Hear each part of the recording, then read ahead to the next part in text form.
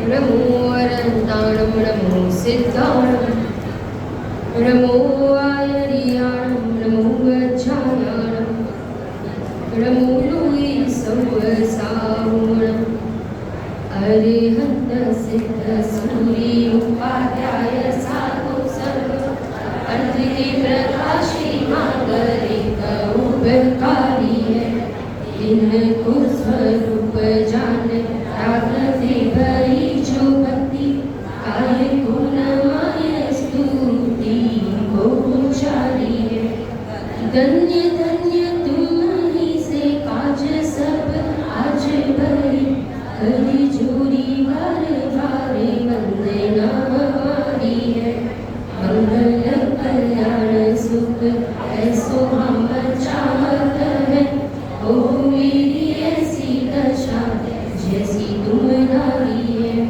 ओ मेरी ऐसी दशा जैसी तुम्हारी है।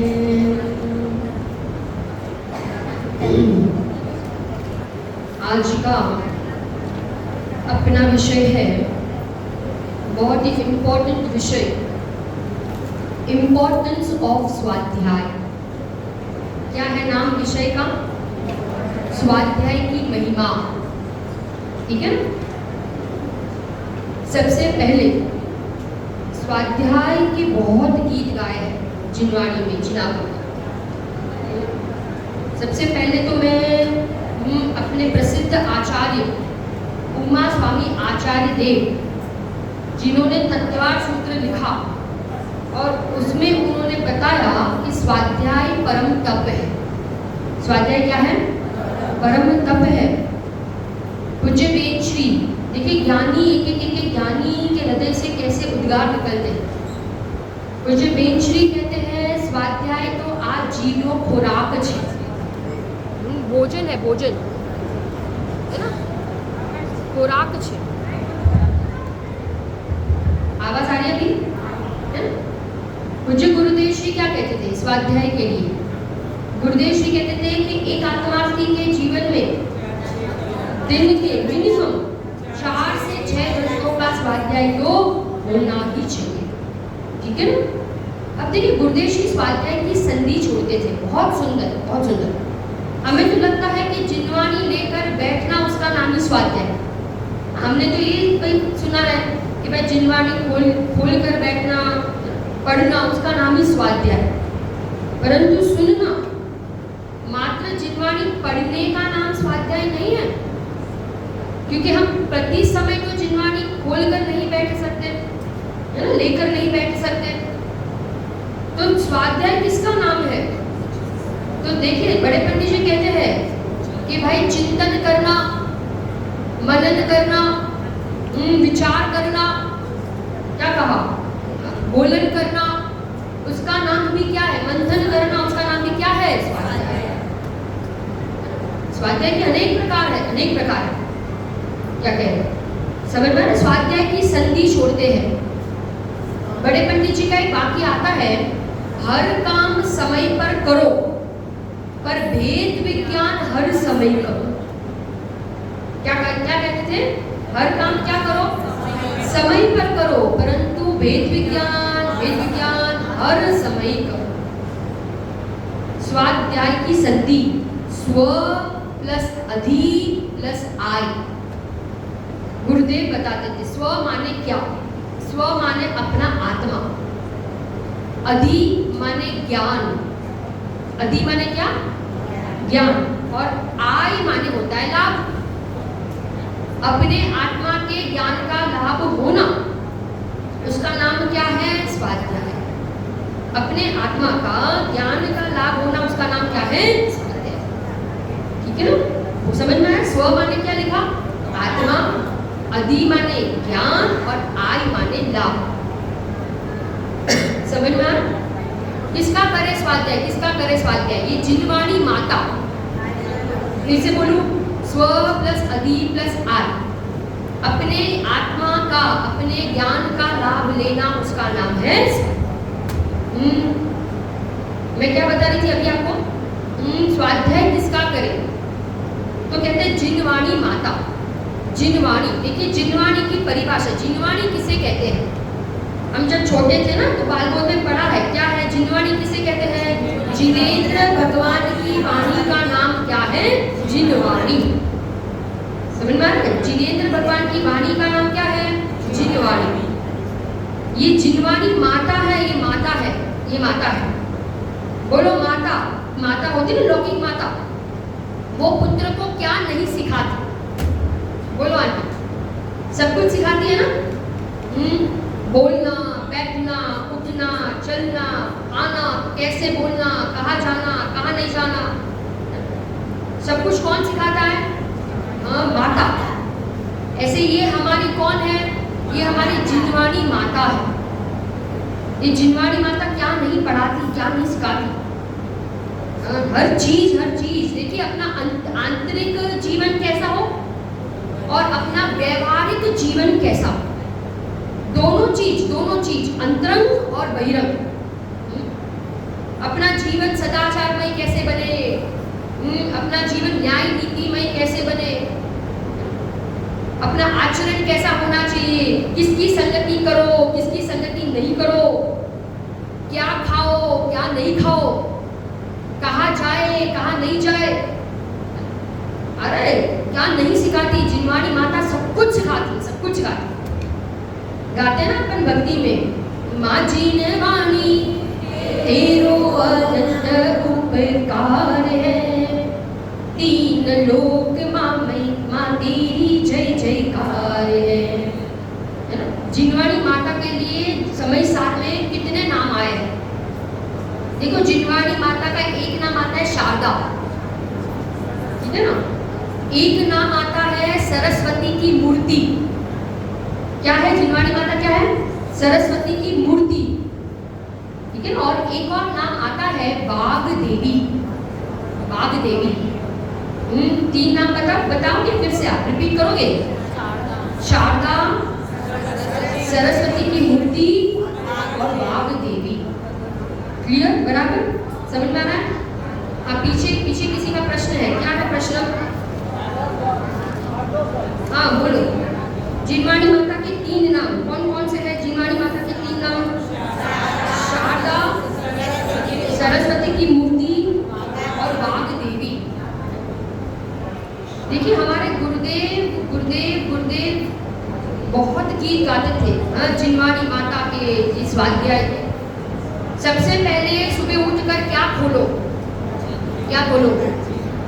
टीवी नहीं, न्यूज़पेपर नहीं, क्या खोले अपन? जिनवाणी माँ। परम उपकार जिनवाणी हमें क्या यज्ञ बताया है।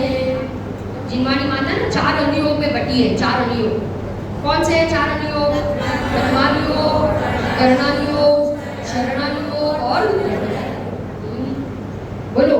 माने 4 अनुयोग है ना, 4 अनुयोग की शैली अलग अलग है, परंतु किसी भी प्रकार से उस जीव को कहाँ लगाती? जिनवाणी माता मोक्ष मार्ग में लगाती। पुण्य पाप, देखिए प्रथमानुयोग क्या बताकर मोक्ष मार्ग में लगाता है? पुण्य पाप में कैसे समता रखना, ठीक है? चरणानुयोग कैसे लगाता है एक जीव को?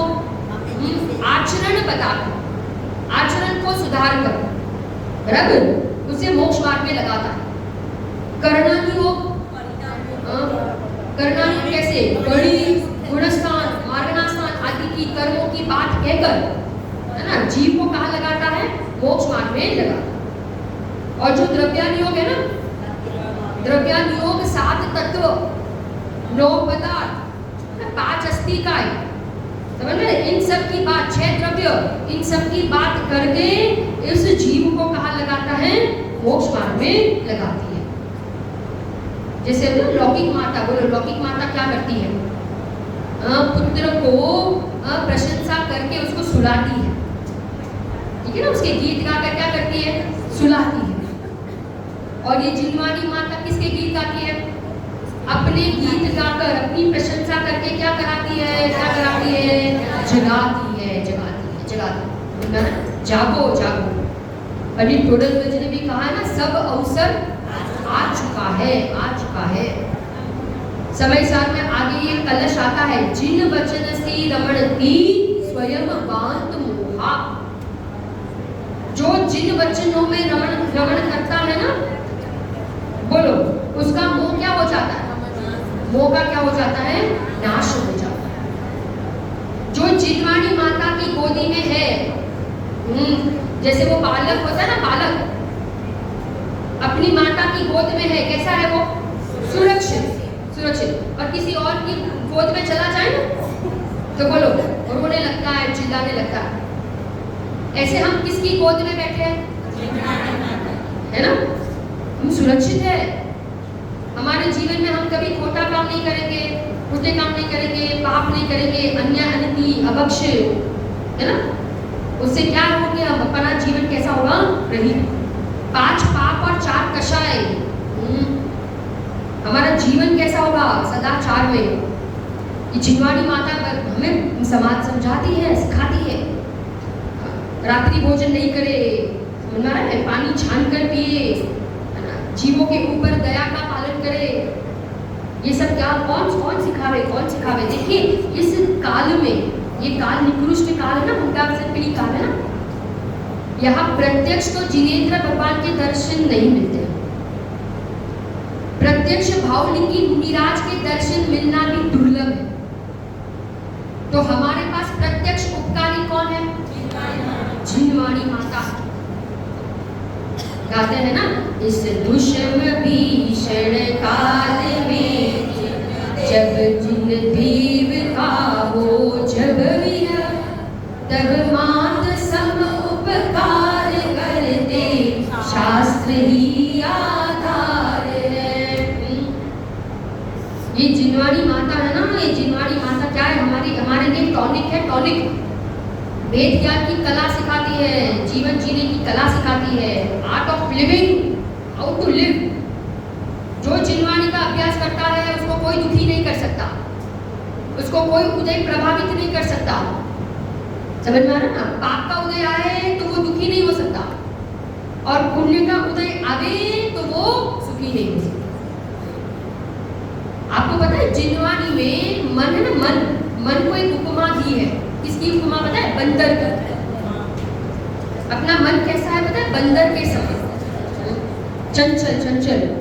हाँ, कभी यहाँ उपयोग, कभी वहाँ उपयोग, कभी यहाँ उपयोग, कभी वहाँ उपयोग। इसलिए यहाँ पे क्या कह रहे हैं पता है? कि उपयोग को किस में लगाओ, उपयोग को किस में लगाओ। देखिए, अगर उपयोग आत्मा में नहीं लगे और उपयोग अगर जिनवाणी में भी नहीं लगेगा, तो नियम से उपयोग कहाँ जाएगा?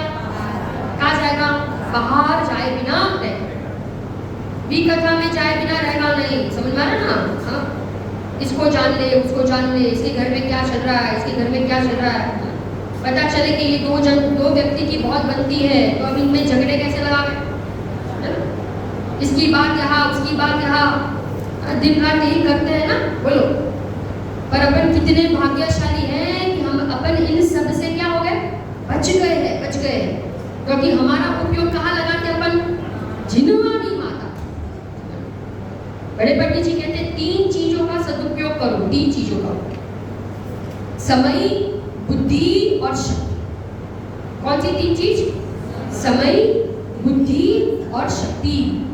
3 चीजों का सदुपयोग करे। ये 3 चीज मिलना बहुत दुर्लभ है। समझ में आ रहा ना?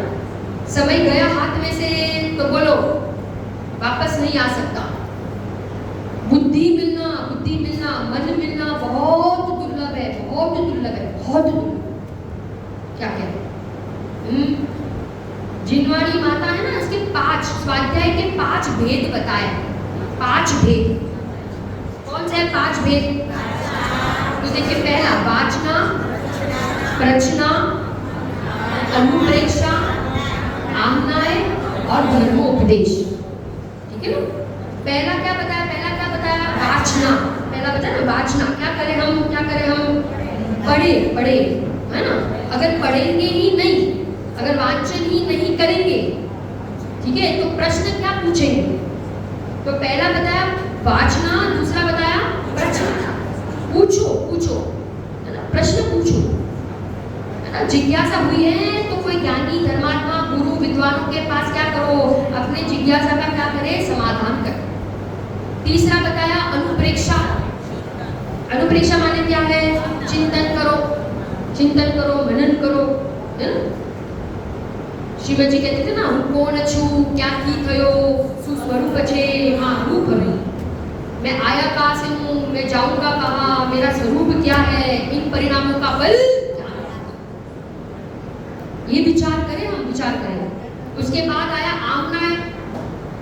आमनाय, आमनाय में क्या बताया, आमनाय में बताया कि याद करो, याद रखो, जो भी हमने पढ़ा है, जो भी सुना है, उसको क्या करें, डिपॉजिट, ज्ञान में डिपॉजिट रख, भूल नहीं चाहे, भूल नहीं चाहे। देखिए अच्छी चीजों को याद रखें और बुरी चीजों को भूल जाए। आज बड़े दीदी बता रहे थे ना कि भाई 3 चीज, भूतकाल सपना है, भविष्य काल कल्पना है और वर्तमान अपना है। क्या कहा, भूतकाल क्या है, सपना, गया गया गया, ठीक है ना। भविष्य क्या है, कल्पना, और वर्तमान क्या है, अपना।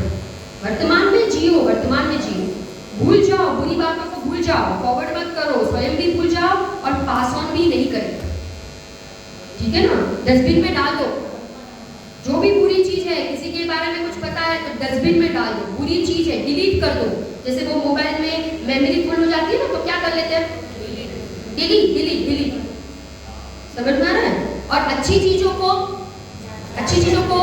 सेव रखे, सेव करो, सेव करो और उसको क्या करो, फॉरवर्ड करो, समझ में आ रहा है। 4 हो गए। और पांचवा क्या बताया, पांचवा क्या बताया, धर्मोपदेश, धर्मोपदेश, समझ में आ रहा है ना, धर्मोपदेश। देखिए एक प्रश्न हो सकता है कि भाई हम तो रोज स्वाध्याय करते हैं, रोज स्वाध्याय करते हैं, 2-2 घंटा स्वाध्याय करते हैं, फिर भी वेद ज्ञान नहीं होता है, फिर भी उदय आता है ना तो हम उसमें प्रभावित हो जाते हैं। पाप का उदय आता है तो हम दुखी हो जाते हैं, और पुण्य का उदय आता है हम अपने आप को बड़ा मानने लगते हैं। तो करें क्या, करें क्या। तो सुनो, आचार्य देव कहते हैं कि स्वाध्याय का समय बढ़ा दो, है ना। क्या करो, 2 घंटा कर रहे थे ना तो और करो, 3 घंटा करो, 4 घंटा करो, और करो, जब तक अपन दृढ़ ना हो जावे ना, जब तक आप उदय से अलिप्त रहना हमें ना आ जावे, तब तक क्या करते रहो, तब तक क्या करते रहो, स्वाध्याय करते रहो। आ रहा है, संस्कार डालो। देखिए एक भाव से दूसरे भाव में क्या आएगा, साथ में क्या आएगा, बोलो क्या आएगा, कुछ नहीं आएगा साथ में, ये सहयोग नहीं आएंगे, क्या आएगा पता है, ये संस्कार साथ में आएंगे, ये संस्कार जो हमने पढ़ा है, जो हमने सुना है, ये आत्मा की बात, ये ज्ञान की बात, ये साथ में आने वाला है। स्वाध्याय का काल बताया, स्वाध्याय का काल जिनवाणी में कि कौन से समय पर स्वाध्याय करें, योग्य समय पर स्वाध्याय करो, कोई भी समय नहीं करें, तो कौन से समय पर नहीं करें और कौन से समय पर करें। तो देखिए बताया है जिनवाणी में 3 संधि काल, 3 संधि काल। तो ये 3 संधि काल कौन से हैं, तो सुबह, दोपहर और शाम, ठीक है। अभी मैं देखो ये बता रही हूँ आपको कैसे संधि काल, कैसे।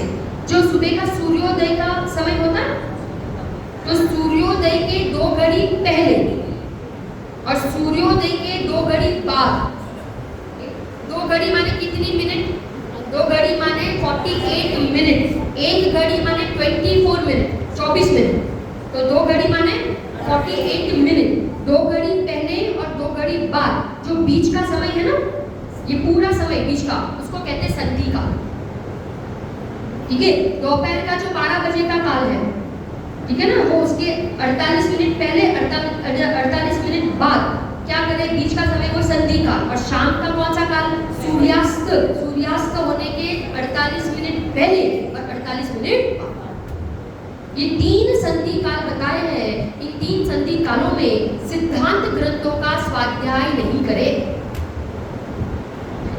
कौन से है ये सिद्धांत ग्रंथ, कौन सा है ये सिद्धांत ग्रंथ, तो जो धवला, जय धवला, महाधवला, ये सारे ग्रंथ है ना, ये सारे सिद्धांत ग्रंथ, ठीक ठीक है ना। इस पर षटखंडागम पर ये क्या है, सारी टीकाएं है।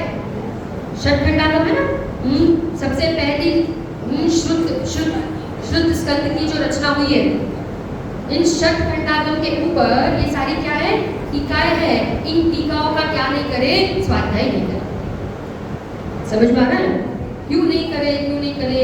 कि देखिए ये सारे करणानियों के ग्रंथ हैं और इसमें बहुत सूक्ष्म बातें आती है, गणित की बात आती है, कैलकुलेशंस की बात आती है। समझ में आ रहा है?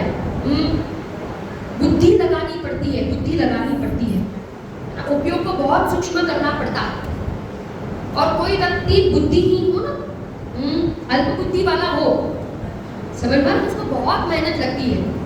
और ये समय में बताया है कि ये समय सामायिक का काल है, और सामायिक की जो दशा है ना, सामायिक की जो दशा है वो स्वाध्याय से ऊंची दशा है।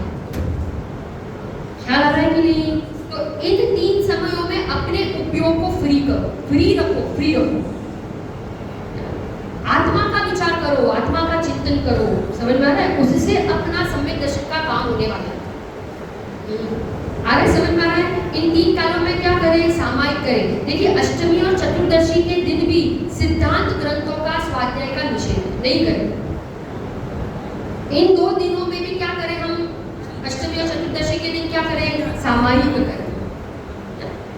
सामायिक माने क्या, सामायिक माने क्या, अपने आत्मा से निकट आना, अपने आत्मा से निकट आना, इसका नाम क्या है, इसका नाम सामायिक। अरे हम अपने आत्मा का तो विचार नहीं करते, खाली हम कर्ण इंद्रिय का सुनते बस सुनते ही रहते हैं। या तो हम कर्ण इंद्रिय का विषय बनाते हैं और या तो हम क्या, बोलो, भाषा वर्णना का विषय बनाते हैं। यहाँ कह रहे हैं कि अभी सुनो, अभी चर्चा नहीं करो। समझ में आ रहा ना? कर्ण इंद्रिय का विषय नहीं, यहाँ क्या करें, अंदर में विचार करें, चिंतन करें, गुणन करें, है ना। तो काल समझ में आया, काल समझ में आया, है ना। 3 संधि कालों में क्या नहीं करें हम, सिद्धांत ग्रंथों का स्वाध्याय नहीं करें। ख्याल है ना? देखिए स्वाध्याय है ना, स्वाध्याय सम्यक ज्ञान चंद्रिका जो है ना, टीका, उसमें पंडित गोडलमल जी ने स्वाध्याय के तत्काल 10 लाभ बताए। तत्काल 10 लाभ। ये घड़ी तो बहुत फास्ट है, 35 मिनट हो भी गई, है ना। स्वाध्याय के तत्काल 10 लाभ। देखिए अभी मैं वही सोच रही हूँ कि अपन स्वाध्याय में लगे हैं तो अपने को पता ही नहीं चलता समय कहाँ निकल जाता।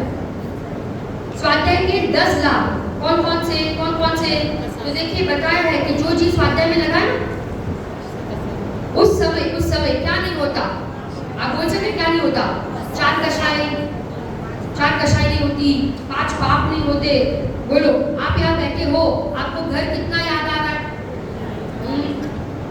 पुत्र, पिता, पत्नी, पति, घर गृहस्थी, धंधा व्यापार, कुछ याद नहीं आ रहा, कुछ याद नहीं आ रहा, है ना। वो आज भाई आई होगी कि नहीं, है ना, कुछ याद आ रहा है क्या, साफ सफाई हुई होगी कि नहीं, पति देव ने खाना अच्छे से खाया होगा कि नहीं, कुछ याद नहीं आ रहा। समझ में आ रहा है ना? तत्काल 10 लाभ। देखिए 1 लाभ बताया है चर अचर पदार्थों का ज्ञान। चर माने चेतन और अचर माने होता है अचेतन, बुद्ध। इन सब का क्या हो जाता है, एक साथ ज्ञान हो जाता है। और 1 लाभ बताओ, जबरदस्त लाभ बताया पंडित जी ने, गोडलमल जी ने।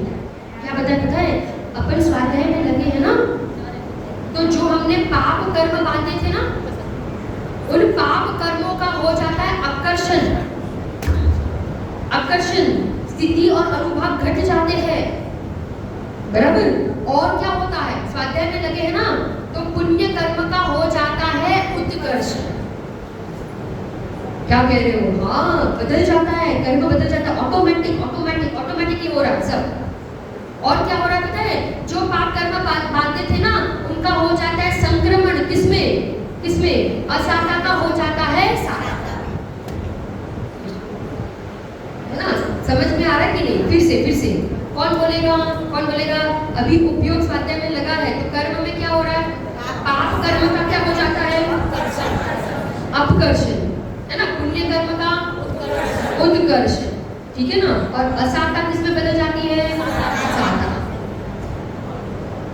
आ रहा है, ख्याल आ रहा है आप लोग को क्या कह रही हूँ मैं? ये सारे लाभ है, सारे फायदे, स्वर्ग आदि की प्राप्ति हो जाती है, लोक में प्रशंसा होती है, बोलो है कि नहीं?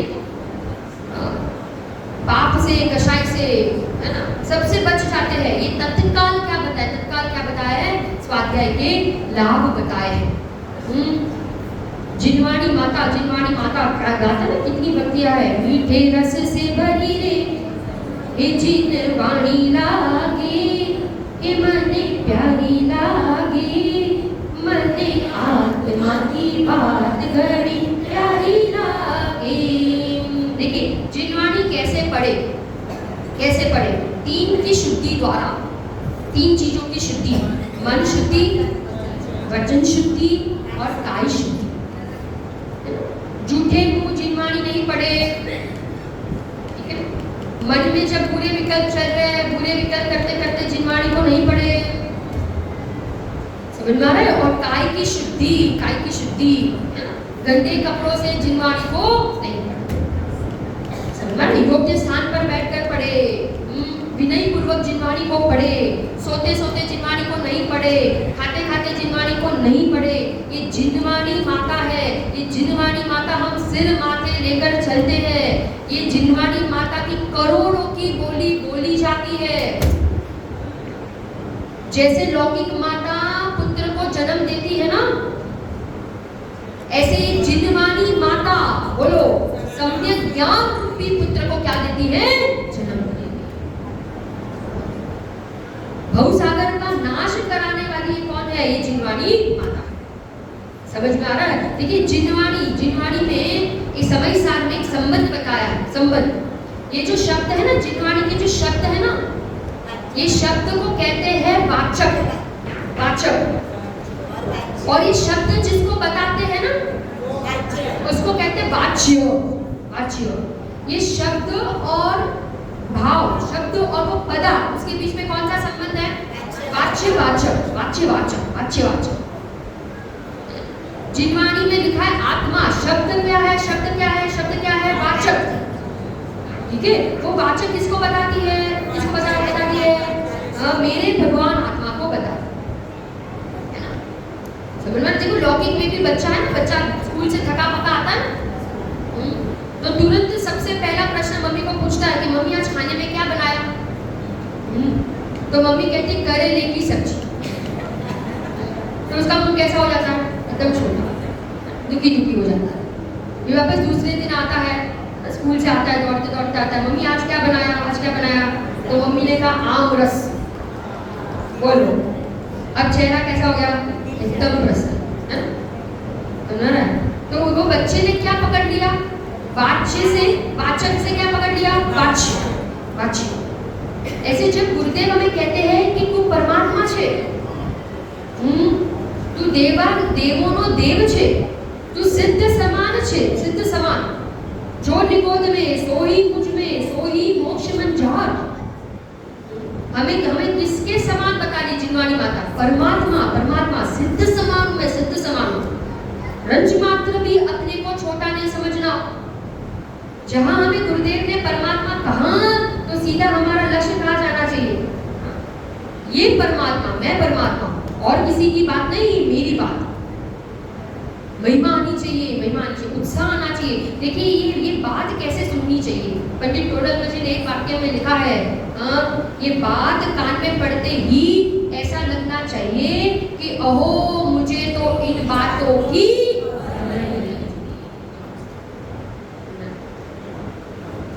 जिनवाणी की विराधना नहीं करे।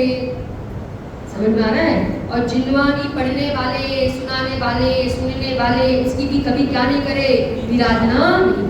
क्योंकि बताया तत्वार सूत्र में आश्रव का कारण बताया है। श्रुत का अवर्णवाद, बोलो, श्रुत का अवर्णवाद, जिनवाणी का अवर्णवाद, बोलो, वो कौन से कर्म के आश्रव का कारण है? पता है कौन से कर्म का? दर्शनावरणी, मौनी कर्म के आश्रव का कारण।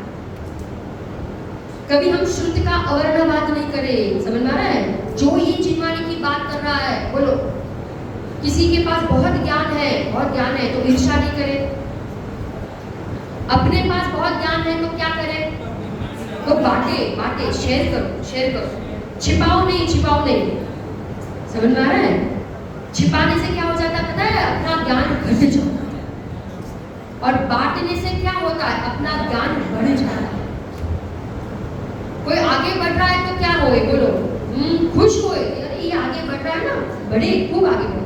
सब जीव के मार्ग में लगे, हाँ, सब जीव के तत्व ज्ञान में स्नान करे। समझा? आप देखो ये जो यहाँ बना है ना बांसवाड़ा, पूरा ये देखो ये संकुल का ये जो वातावरण है वो कितना सुंदर है।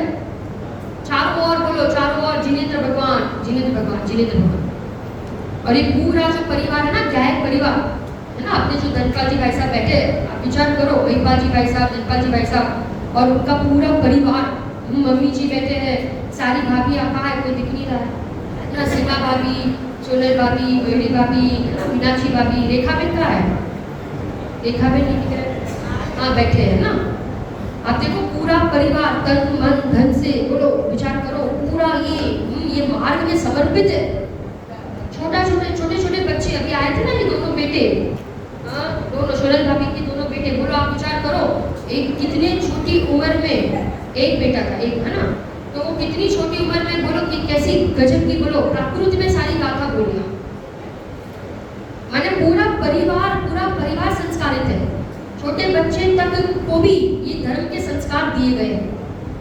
जितनी प्रशंसा करो ना ये परिवार की उतना कम है। ये महिला शिविर लगाना कोई इजी नहीं है भाई, ये कोई सरल काम नहीं है। कितने महीनों की ये तैयारी करते हैं ये लोग, 6-8 महीने से ये तैयारी कर रहे हैं, आप लोग को बुलाने की, आप लोग के स्वागत करने की, आप लोग की व्यवस्था की, कि आप लोग को कोई प्रॉब्लम ना आवे, कोई दिक्कत ना आवे, कोई समझ पा रहा है, कोई तकलीफ ना हो।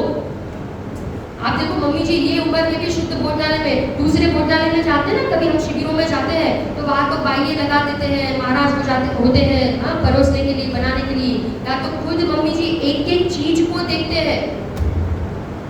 और ऐसा बढ़िया खाना कि घर में भी नहीं खाते होंगे आप अपन, है ना, इतना प्रेम से, वात्सल्य प्रेम देखो एक पूरे परिवार का,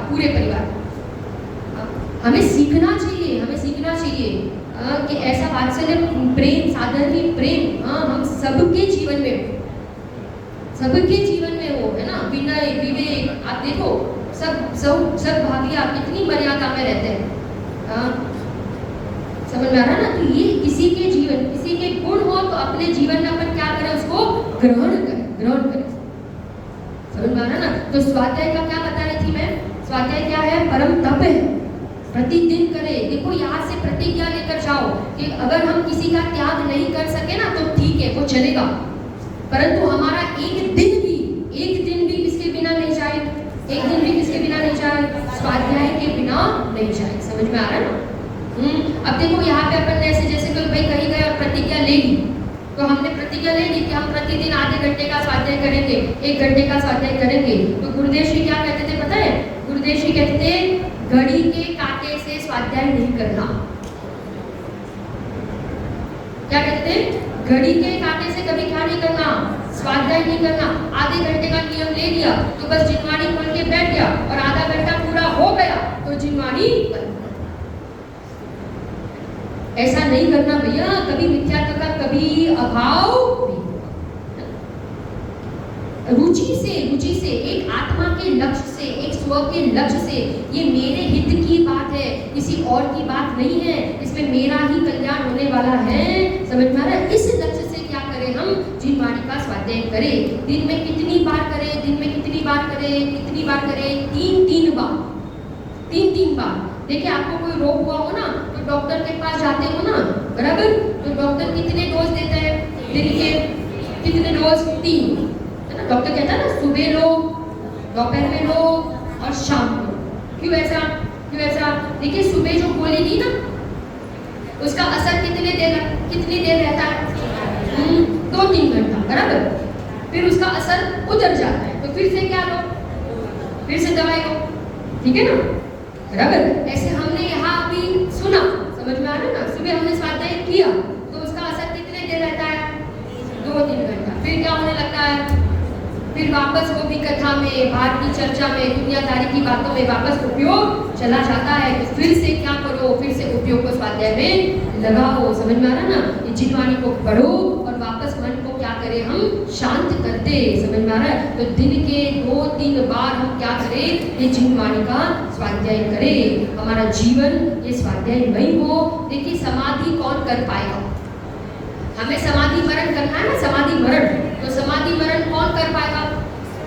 जिसका जीवन स्वाध्याय में होगा ना, जिसका जीवन स्वाध्याय में होगा वो ही जीव क्या कर सकता है, समाधि मरण कर सकता है। देखिए अंतिम बात कहकर मैं पूरा करती हूँ। स्वाध्याय है ना, स्वाध्याय 4 गति ना, 4 गति। तो 4 गति में स्वाध्याय की व्यवस्था कौन सी गति में? ओनली इन मनुष्य गति। नरक में स्वाध्याय की व्यवस्था नहीं है, देवों में स्वाध्याय की व्यवस्था नहीं है, तीर्यजों में स्वाध्याय की व्यवस्था नहीं है। एकमात्र स्वाध्याय की व्यवस्था कौन सी गति में है? ओनली इन मनुष्य गति में है। तो हम इस मनुष्य गति जो दुर्लभ है, 4 गतियों में दुर्लभ कौन सी गति है? मनुष्य गति है, जिसमें हमें स्वाध्याय की व्यवस्था मिली है। हम सभी जीव स्वाध्याय करें, जिनवाणी में लगावे अपना उपयोग, वेद ज्ञान की कला सीखे और हम अपने जीवन में कभी दुखी ना हो। पाप का उदय आ जावे तो भी दुखी नहीं होंगे और पुण्य का उदय आवे तो अभिमान नहीं करेंगे, घमंड नहीं करेंगे, अपने को बड़ा नहीं देखेंगे। वेद ज्ञान करके अपना जीवन सुंदर और समतामय बनावे। इसी मंगल भावना के साथ हम स्वाध्याय पूरा करते हैं।